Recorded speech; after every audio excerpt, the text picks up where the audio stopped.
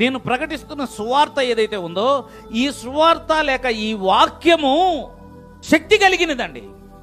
ఆ మాట మీ జీవితాన్ని మార్చేస్తుంది. దాని యందు నువ్వు విశ్వాసం ఉంచితే నీ లైఫ్ ఇంకొక రకంగా ఉంటుంది. యేసుక్రీస్తు మాట విన్నవాళ్ళు రక్షించబడ్డారు. ఈరోజు నేను మీకు చెప్తూ ఉన్నాను, సువార్త శక్తి కలిగింది. అది ఎటువంటి శక్తి అనంటే, నూతన పరచగలిగిన శక్తి, జీవింప చేయగలిగిన శక్తి, క్రొత్తగా నీ జీవితాన్ని మార్చివేయగలిగిన శక్తి.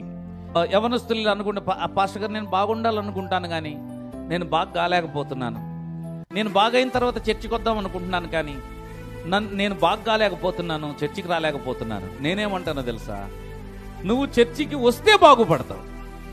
బాగు చేసే దగ్గరికి రాకుండా బాగుపడాలంటే ఎట్లాగండి?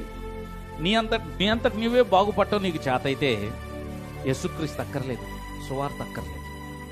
నీకు చేత కాదు కనుకనే ఇక్కడ చర్చికి రావాలి. ఇది బాగు చేసే కర్మాగారం.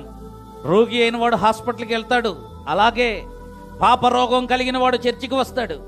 నువ్వు దేవుని మందిరానికి, దేవుని సన్నిధికి వస్తే నీ లైఫ్ మార్చివేయబడుతుంది.